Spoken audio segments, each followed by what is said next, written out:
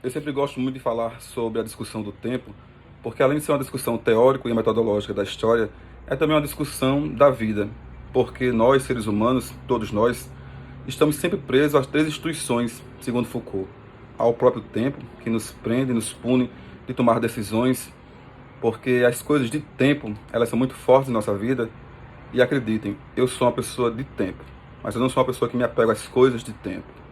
As instituições também são muito punitivas e a própria sociedade. Nós vivemos um engodo, né? A gente vive numa sociedade que se diz conservadora e que a gente vê os conservadores sendo liberais até demais. Pessoas que condenam e criticam certos comportamentos e que fazem iguais ou até piores. Ou seja, somos uma sociedade da hipocrisia. Foucault sempre nos alertou que a gente tem sempre vivido vigiado e punido. E não é bom viver vigiado e punido, porque a hipocrisia reina, né? Então, sobre o debate do tempo, Santo Agostinho nos disse que o tempo era sempre o presente do passado, o presente do presente e o presente do futuro. Portanto, o tempo é sempre agora, sempre o hoje. Kozelek disse que o tempo é futuro passado, futuro do presente e futuro do futuro. Então, o tempo é sempre futuro, é sempre amanhã. Mas o tempo é o ontem, é o hoje, é o amanhã.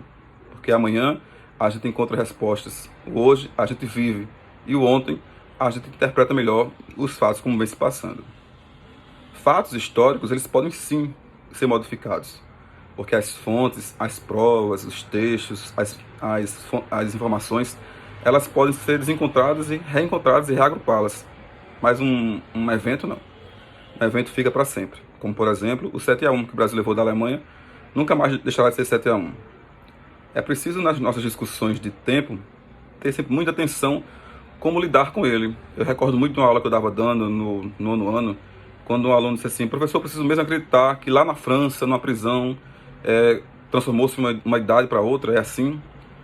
E a nossa divisão cronológica é uma divisão europeia, né? Antiga, média, moderna e contemporânea é uma divisão europeia ocidental, né? Outros povos têm outros tempos, outras histórias. O tempo histórico é um tempo que precisa ser muito observado, porque ele não é só cronológico, ele dá voltas, ele faz curvas, ele remodela, e a gente vive totalmente nesse burburinho que é as discussões temporais. O tempo histórico leva pessoas a estarem em cima, depois a estarem embaixo. Como diz Cacífilo Clandestino, o mundo é mesmo uma roda gigante. O tempo é mesmo uma roda gigante.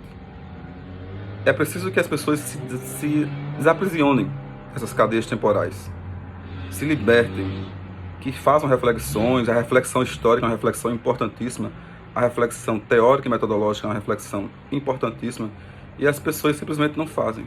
A história explica tudo, a história tenta entender tudo, faz com que as pessoas se ressignifiquem, se transformem em pessoas melhores, e que sejam cidadãos de tempo, mas de todos os tempos, em todos os momentos e espaços.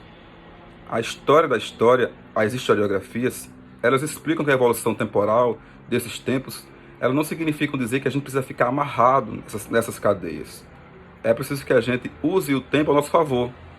Como a própria Bíblia diz, há tempo para tudo, para nascer e para morrer. Sempre há dia, lugar e hora para acontecer. Muito embora a gente esteja preso às discussões do tempo, mas quando é para ser, sempre será. Essa discussão, ela dá panos para as mangas para muitos a posteriores, como dizia Kant, porque o tempo é muito multifacetado e plural. A gente poderia ficar aqui horas falando sobre as discussões de tempo, porque é uma discussão teórica forte. E esse tempo histórico, ele é um tempo que tem que ser vivido a toda hora e todo tempo, e também nas diversas situações e vicissitudes.